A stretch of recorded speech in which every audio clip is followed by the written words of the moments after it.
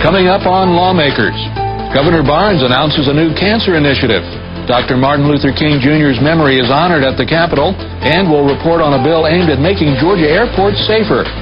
Live from Atlanta, this is Lawmakers for Friday, January 18th. Here are your hosts, Gerald Bryant and Susan Hoffman.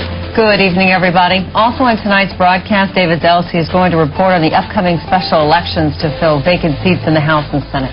The Senate votes to change state election law. We'll have that story. And we're also going to have Nwandi Lawson, who is outside with a wrap-up of this week's events at the Capitol. But first, Governor Barnes backs a new health care bill. And the governor announced today he is throwing his support to a colorectal cancer screening bill, saying that disease claims the lives of more than 1,200 Georgians every year.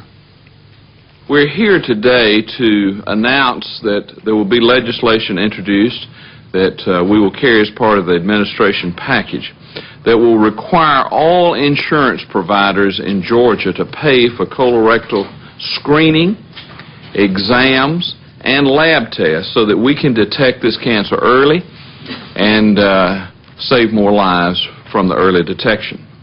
If covered by insurance, not only will more people be inclined to have the test done, but those who never could have afforded them otherwise can be screened. And detecting colorectal cancer early increases the 5-year survival rate to about 90%. The governor tied his support of the legislation to the Georgia Cancer Coalition, a public-private partnership the governor backed last year that's intended to build a cancer control program in Georgia. The first priority of the coalition is improving and increasing prevention, treatment, and screening across Georgia. This legislation will bring us closer to that goal by increasing the number of people getting screened for colorectal cancer each year. The sponsor of the bill is Representative Mickey Chanel, who said he began a careful study of colorectal cancer after the death of a close friend. My interest in this matter came about as a result of a very close personal friend of mine, Stephen Ashley, of Greensboro, Georgia, finding out too late that he had advanced colon cancer. After numerous operations and many, many months in hospitals, including 4 or 5 months in the Mayo Clinic, he died in July of last year. He was 54, and I miss him every day. If he had been screened at age 50, he would be here today. Now here's some more information on colorectal cancer. It is the third most common category of cancer in Georgia. Nearly 3,500 new cases are diagnosed each year, and every year more than 1,250 Georgians die of that disease. Lawmakers gathered in the Capitol Rotunda today to honor the Martin Luther King Day holiday. This year's celebration honored the mothers of the movement. And Nwandi Lawson is joining us live from the Capitol with more on today's events. Nwandi. Well, that's right, Susan. With the King holiday observance coming up on Monday, lawmakers paused today to honor the women who had worked behind the scenes for the civil rights movement. Today's ceremony honored Juanita Abernathy, Evelyn Lowry, Octavia Vivian, Ella Mae Brayboy, and, of course, Coretta Scott King. Governor Barnes received a standing ovation for his commitment to changing the state flag last year, but he said much of the state's progress is owed to the mothers of the movement. You go back and look and remember some of these ladies here, and others that have toiled in the fields remember it even better than I do. But just in my lifetime, you think about the changes that have occurred in this state, and you will see that it is the result of Martin Luther King and the movement that he founded that changed us all. Lawmakers offered their own visions on how to best honor the King legacy. On this King holiday, we should keep the dream alive, open our hearts and offer our hands to feed the hungry, to house the homeless, to care for those with fatal and debilitating diseases, stop the violence and killings, fight drugs and crime, help youth at risk, promote interracial cooperation, justice, and peace, and much, much more. By doing so, we can change the way we think about ourselves and others, not just for one day, but for the rest of our lives. I would encourage all of you to be in contact with big brothers, big sisters. Be in contact with communities and schools. Be in contact with the principal of your nearest school. and offer yourself as a mentor to today's young people. It's a great way to honor Dr. King, Georgia's most famous citizen. Wouldn't it be a wonderful, wonderful, wonderful world if everybody in the world adopted a nonviolent statue like Dr. King did? We wouldn't have things like happened on September 11th. Dr. King says if a man hasn't discovered something to die for, he isn't fit to live. Those firefighters, paramedics, and police officers had discovered something they would die for freedom and for liberty and for their fellow citizens. Senator Charles Walker encouraged African Americans to aim for financial growth to complement civil rights gains. We should be happy with the progress that we've made in civil rights, but we have not made the economic transition, and it is nobody's fault but ours.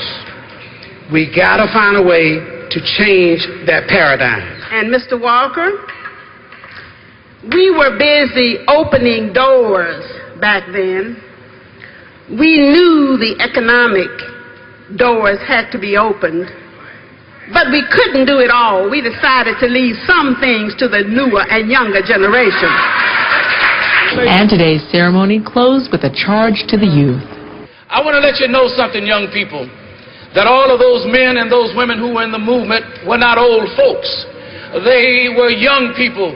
When Dr. Martin Luther King started there in Montgomery, he was only 26 years of age. And at 39, he was dead. That's 13 short years.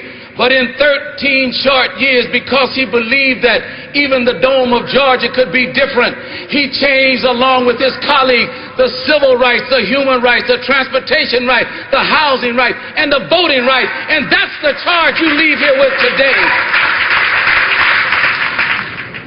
And it was a moving ceremony from the very beginning until the end. GPTV will provide the entire event on Sunday at 2:30 p.m. They will broadcast the program and will rebroadcast it on Monday at 7 p.m. Reporting live from the Capitol, I'm Wandy Lawson, Lawmakers. Thanks, Wandy. In other news, the state Senate today passes a bill that mandates all Georgia counties to have election boards. Here's what happened, beginning with Senator Robert Brown, one of the bill's sponsors. Right now in the state of Georgia, we have a different several different methods of governing our local elections bodies. Right now, this bill is proposing that we would bring some uniformity to the system, where we would have board of registrars and elections in each county. In some counties now, the probate judges are doing this. We have a provision in this legislation that would allow those judges that are currently receiving a supplement for that purpose to continue to receive that supplement, and at such time as they would leave office, that supplement would no longer be applied to them. This is in response to some concern that some of the probate judges have had.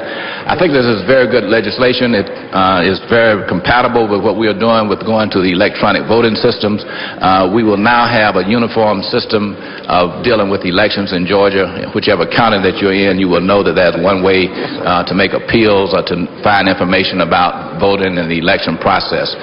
Mr. President, if there are no questions, I yield the well. 728, Speaker on the amendment. This amendment, the only thing that this amendment does, what the discussion was about, is that on page 2 of the committee substitute, on lines 2 and 9, after the word party, is just going to insert in there the provision that in the absence of an organized political party in the county, the state party would make those appointments. Senator Seaball's amendment passed without objection. Then Senate Bill 32 passed by substitute. The vote was 47-6, and it goes to the House. Well, election time will take place in November as usual, but a few districts are getting a head start. In the past few months, several elected officials have resigned their positions in order to campaign for another office. David Zelski is live from the Capitol with an overview of this year's special elections. David. Well, Gerald, this year's elections have opened up legislative seats all over the state. We made efforts to contact every candidate and had a chance to talk with a few of the possible new faces in the House and the Senate. Beginning in the Macon-Warner-Robins area, where longtime Republican Senator Sonny Perdue decided to take on Governor Barnes in November. That opened Senate District 18, which has become a runoff between attorneys Jay Walker and Michael Moore. What's going to give me the edge is I served 17 years as a county commissioner. I served 2 years in the General Assembly. I have a history of community service and community involvement. That's what sets me apart from my opponent. Also running for governor is State School Superintendent Linda Schrinko. Cobb County Representative Mitchell Kay will run for the vacant superintendent spot, but has chosen to hold his legislative seat for the remainder of the session. He will be up against Page President Barbara Christmas. Up in Canton, Georgia, Representative Steve Stansel resigned House Seat 16 to run for lieutenant governor. This district is a three-candidate race between Sheila Offrey, Diane Grass, and Brian Korf. Well, I feel that there needs to be more local control. I'd like to see a return to more basic and a stronger curriculum. I don't really feel that throwing more money at education is the solution. Just last week, District 48 Senator Billy Ray was tapped for judgeship by Governor Barnes. The rapidly growing district in Lawrenceville has drawn the interest of David Schaefer and Representative Bobby Reese, who feels ready to make the move to the Senate. What I've done since I've been here is pretty much try to vote against the big spending, the borrowing of money, just the out-of-control growth of government. We have more authorities created probably in the last 4 years than we probably had in 20 years previous to that. And what I could bring to the Senate is that same type of what I call common sense approach to government. Now, Representative Reese resigned his House seat position yesterday in order to campaign for the Senate. Now, if a legislator is holding a seat, he or she cannot raise campaign funds during the General Assembly. Reporting live from the Capitol, I'm David Zelski for Lawmakers. David, before you go, remind us how parties will play a role in these special elections. Well, all these current special elections are nonpartisan, though most every candidate has claimed one, whether it be Democrat, Republican, or the Constitutional Party. All right. Thank you very much for the report, David. For those of you with access to the Internet, you can watch the show online if you prefer. Visit our website at gpb.org for more information. Click on Watch GPTV online and then follow those instructions to watch live. Or you can look at past Lawmakers programs in our archives. That website address again is gpb.org. Another way we try to keep you up to date on what's happening in the General Assembly. And you know our website is gpb.org, but we'd also like to remind you of another website we recommend that is a valuable resource for information about the Georgia General Assembly. Go to www.legis.state.gaus/legis. That website is a great research tool, and we use it at Lawmakers on a regular basis. In other news, the House debate of a billboard bill was halted today because of the State of the Judiciary address, which we will be covering in just a few minutes for you. The billboard debate was on a Senate Bill 59. It was a holdover bill from last year. The legislation would allow those electronic billboards that alternate those different messages to be placed closer together, with each message displayed for 6 seconds instead of 10. Representative Tom McCall was in the well presenting the bill. Here's Representative Kathy Cox trying to get some clarification. Right now, regular billboards that are just flat billboards, maybe with a cow sitting on top every once in a while or something, but regular billboards can be 500 feet away from each other. Correct. Under current law, however, these tri-boards that change have a different standard. Correct. They have to be 5,000 feet away from each other. Now, they can have billboards in between. Correct. But the tri-boards have to be 5,000 feet apart from one another on the same side of the highway. Right. Your bill would lower that number to 3,000. Right. Now, you can still have billboards in between, but the tri-boards can be closer together. So, in essence, you could have on a 1 mile stretch of highway more tri-boards. Not necessarily more billboards, but more of the billboards could be tri-boards. One more. Okay. So one more of those apparatuses, okay. Yeah. With the questions that people are having about this and the concerns, would you be acceptable to an amendment that left the time thing alone, but maybe left the distance at 5,000 feet and did not lower it to 3,000? I would be more acceptable to that than I would the other way around. Do you understand what I'm saying? Yes, okay. I'd rather keep the 6 seconds if y'all gonna do away with one of the two. Are you aware in several localities around the state, citizens are trying to reverse or halt the trend of our view being just cluttered with advertising?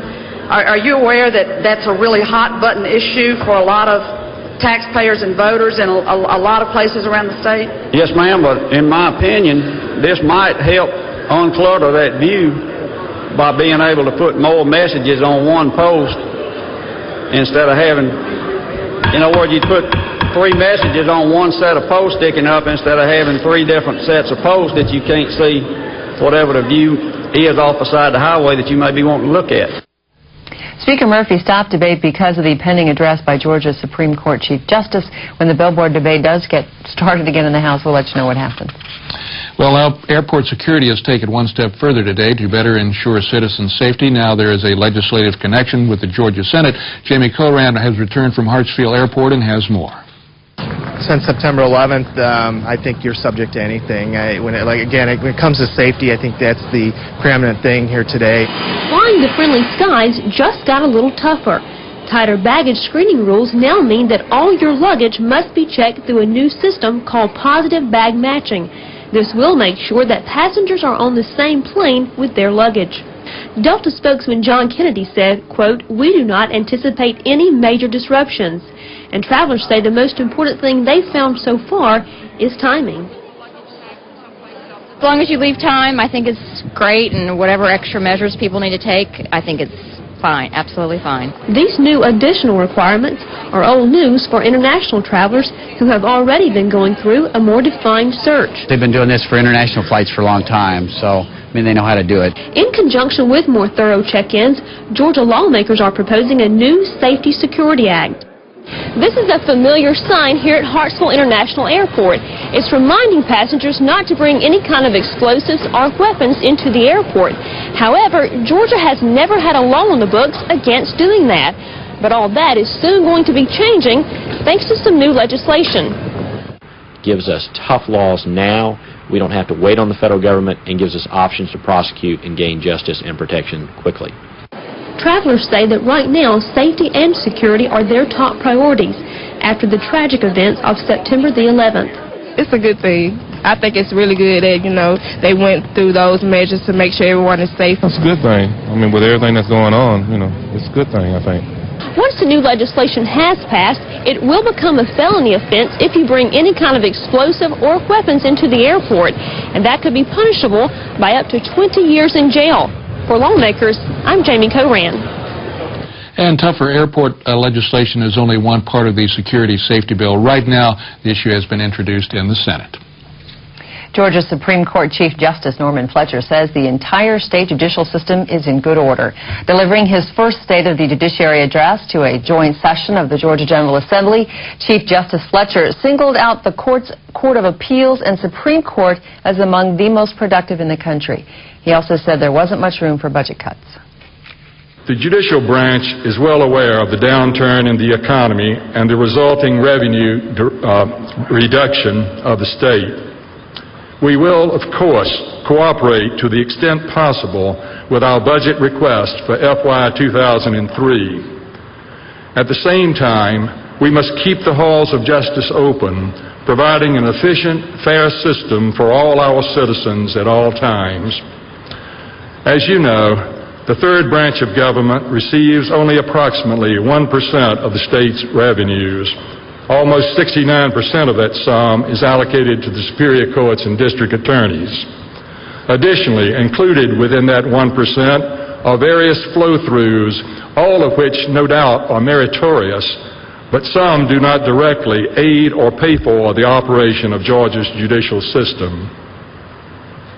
As your appropriation chairs know, the judicial branch feels both the financial squeeze and the political squeeze as we approach FY 2003. But there is little left that can be squeezed out of our budget request and still leave the courts operational. Chief Justice Fletcher also pointed out some judicial needs, including more space and some help for young lawyers entering public service.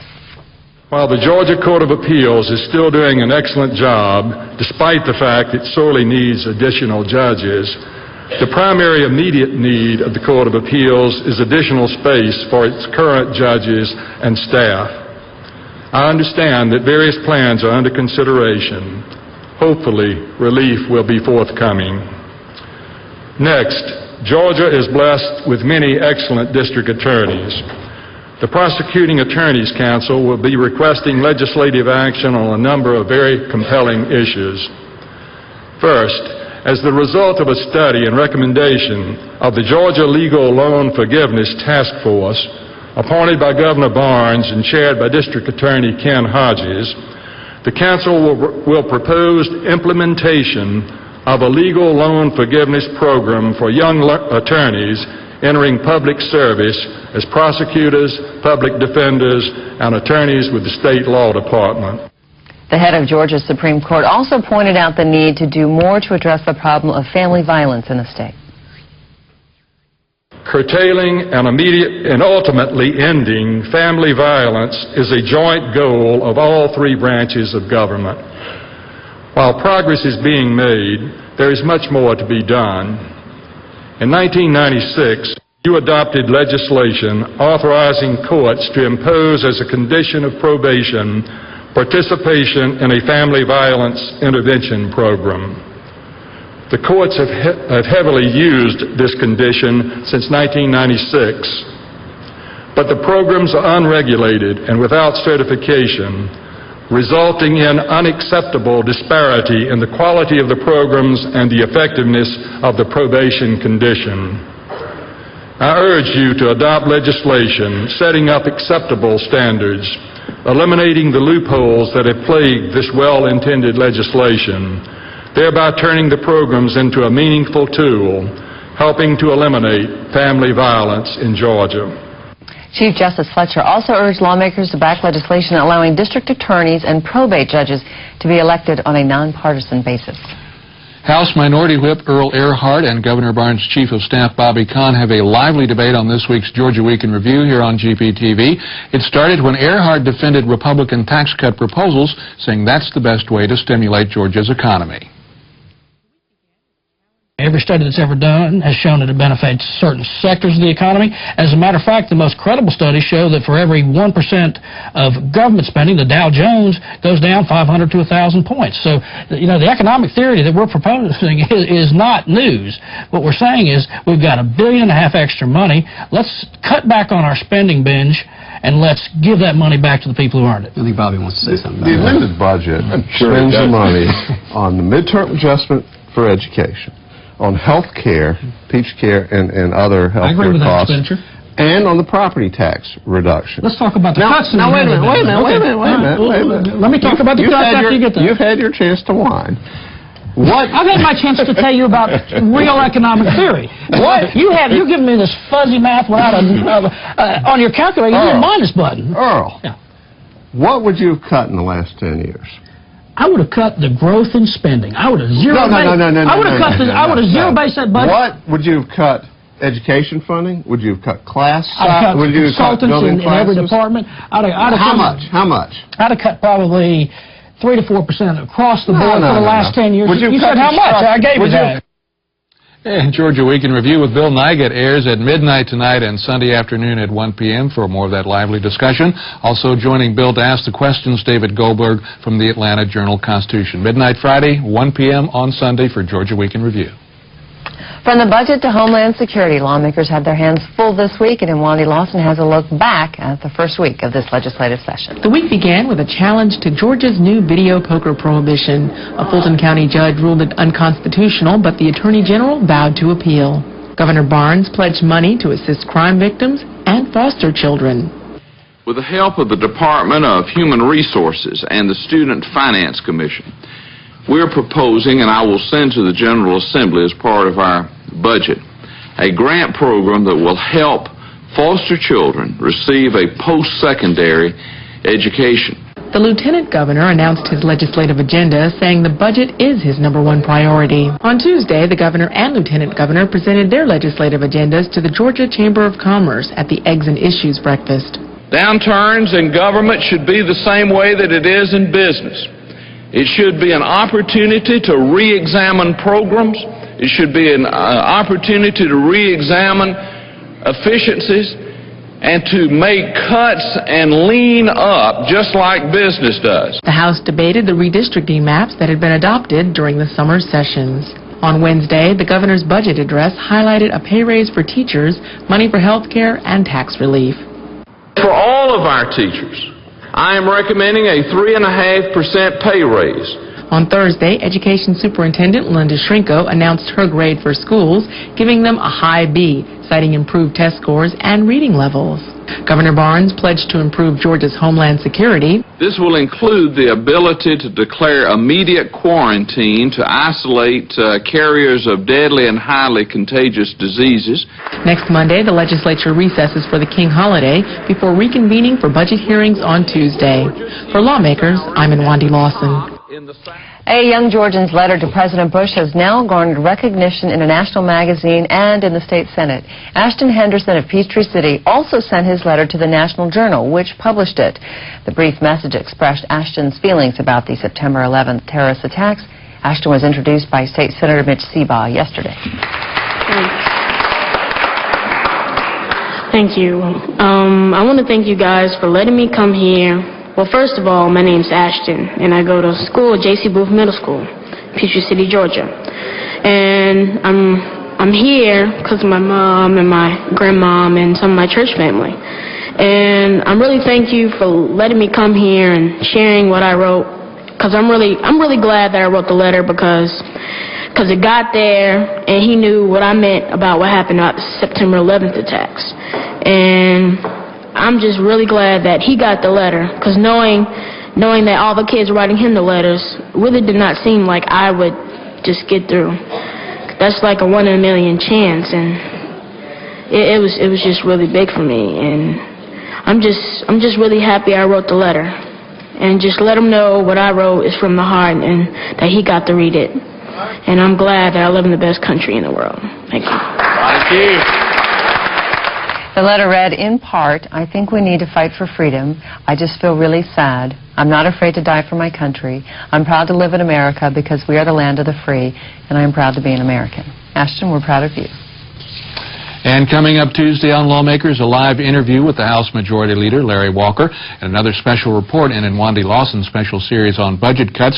Tuesday, we look at the effects of cuts on the Department of Natural Resources. And just another reminder for those of you with access to the Internet, you can watch Lawmakers online.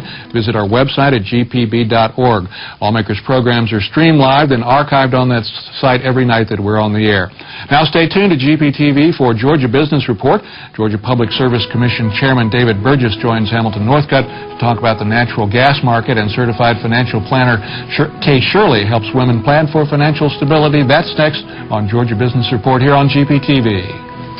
And that is our broadcast for this, the 5th Legislative Day at the Georgia General Assembly. Thanks so much for joining us. I'm Susan Hoffman. And I'm Gerald Bryant. Lawmakers will not be broadcast on Monday because the General Assembly will be in recess for observance of the Martin Luther King Jr. holiday. For everyone at Lawmakers, good night.